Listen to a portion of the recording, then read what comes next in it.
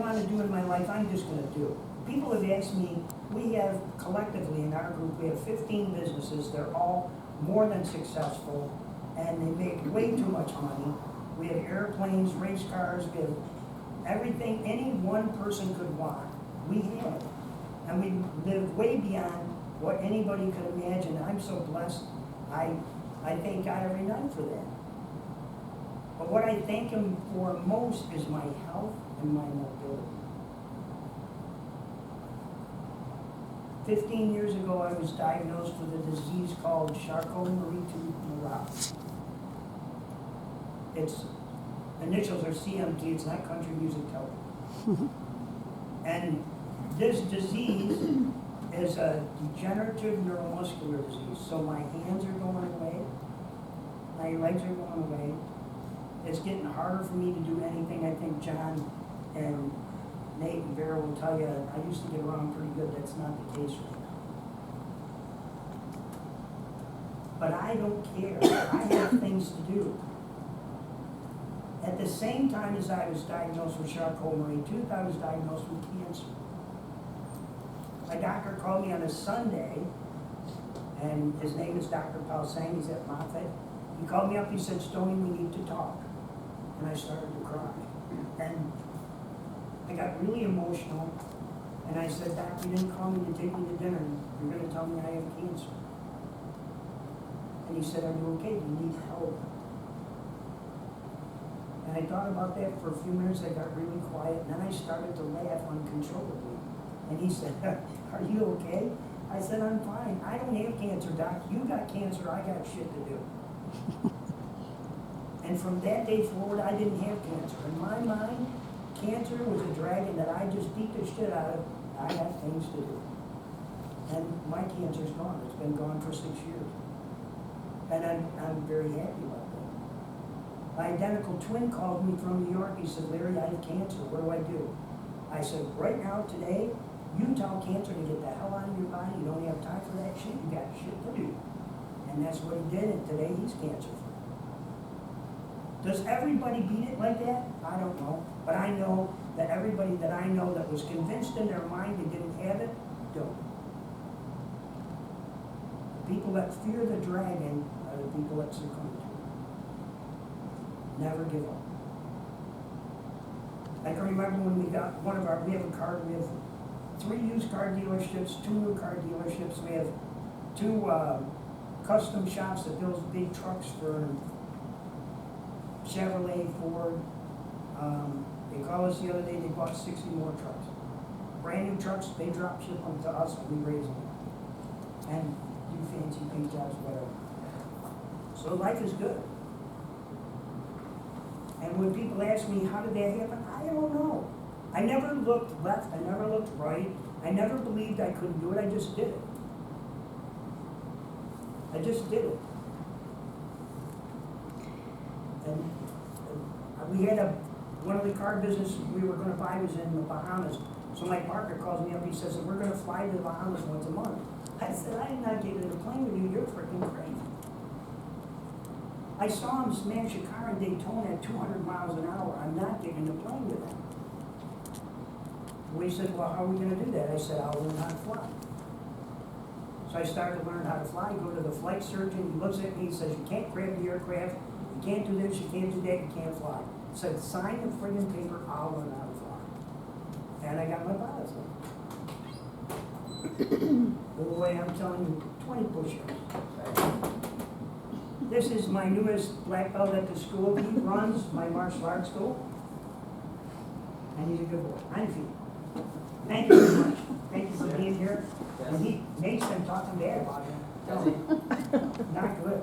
So when you get up here, you know, if you slip and make a mistake and hurt him, it's okay. This is Tony.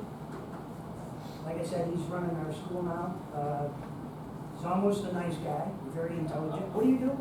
I work in medical economics for WellCare health plans. So down the street. He's almost as smart as I am too. They're all smart kids, right? Oh yeah, I did go back on shift. You rubbed them, man. Thank you very much. You're almost as good looking as you're getting better.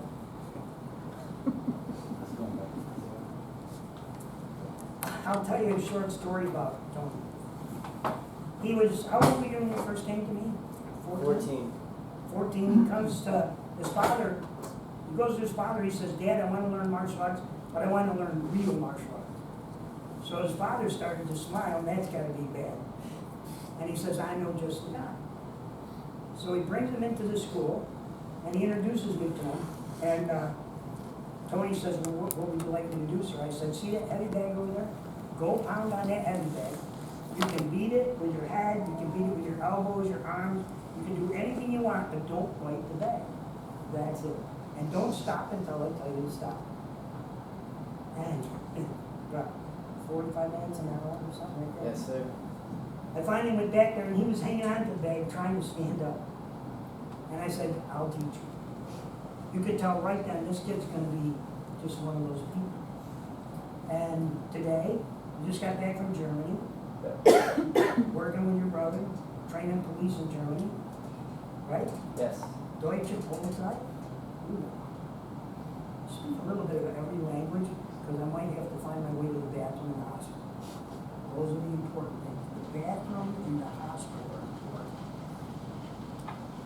Okay. So anyway, I will tell you that the most important thing in life, and I told you before, is giving. Because in giving, things come back. And you can believe it or you don't have to. It's also creating a positive mindset and a picture of your mind, of what you want, of your goal in your mind. If you can do that, you can accomplish anything. I have a friend that's an Olympic athlete. He's from South America somewhere. He moved to Texas when he was a young boy. When he wanted to get into the Olympics, but he likes to do stuff by himself. He doesn't want to be part of the team. Now, if he's from Texas, he could do any team sport.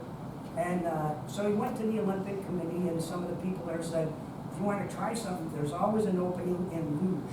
You know what luge is? Getting on that stupid sled and going down like 200,000 miles an hour, and you're steering the thing with your feet right way back. I mean, doing crazy stuff. He said, I'm from Texas. And the guy said, yes, and the training camp is upstate New York. So go freeze your ass off and learn luge. He did that, and he became a 5-time champion in the Olympics. When he was studying, one day his coach heard him say something negative in a restaurant. His coach come up, tapped him on the shoulder, and said, go to the place where you're staying, get your stuff, get on a bus, and go back to Texas, because you don't belong. That's my fault. There's no negativity at our school. None. If you want to achieve it, all it takes is hard work. One of the most prolific writers in America on positive energy, positive things, making things happen in your life is Brian Tracy. Anybody ever hear of Brian Tracy? Oh man, he's fantastic. I met him one day. We were doing an event. We invited him in to speak at the event. He spoke at the event for Chris, right. and when he was there, I wanted to spend time with him, but it was so busy I couldn't. And I was upset because I really wanted to learn some things from him. The next morning, I got up at the hotel, and as I'm walking out, I see Brian Tracy standing there reading a newspaper. I said, Brian, are you okay? Is there anything I can help you with? He said, I'm just waiting for a taxi and go to the airport, grab a bite to eat. I said, come on, I'll take you. So I brought him outside. He'd never been in a Hummer, so we got in a Hummer, and I took him to the airport. We got something to eat. We became great friends. That day, he said, if you ever need anything from my complete library, you call my staff and they'll have it for you. Free. Just anything you want. And I said, what is the key thing that will make me a better speaker? He said, you're already the best at what you do. You are a fantastic motivator. You're a fantastic person to get up in front of people and help them understand the possibilities of positive motivation and understanding how to make that happen. He said, if you want to delve into anything else, the books are there. But I'm going to tell you the key word that everybody's afraid of is a 4-letter word, so I don't want to offend anybody. But He said, I'll give you the key word. Work. I've been disabled my whole life and never got a job, never.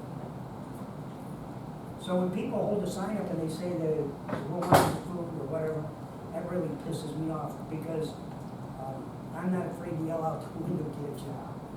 Now maybe that's heartless to some people, but that's the way it works. And that's the way everything is in my life. And what we're gonna do tonight that's different than what we've done in the past is, we're gonna show you what we teach military and police. Empty hand stuff, correct? Will you come up here? You want It's a to secret. It's a secret.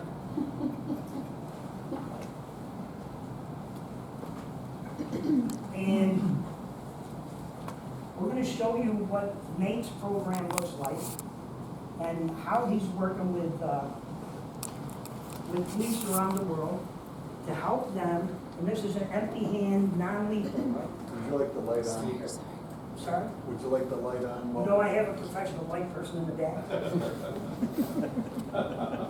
He's, as a matter of fact, he did that. You remember, Larry? You were in jail together, right, when you were kids? Oh, okay. That time was so special to me. Very nice. What's that say? This belongs to stone. Oh. Do I go? Cool. So what we're gonna do, I figured tonight, instead of doing the same old, continuing on with this stuff, ask yourself one thing before we start. How does a disabled kid from upstate New York, born in 1949, that had nothing as a kid, that grew up like that, with nothing. My mom and dad were divorced when I was 5. My dad was a millionaire, my mother had nothing. I lived with my mom. She worked 2 jobs. All of us worked as soon as we could to try to bring money home. I froze my ass off many, many nights. I was hungry many nights. But I will tell you something that's important for you to remember. Hunger creates a great desire to have more. Hunger. I will tell you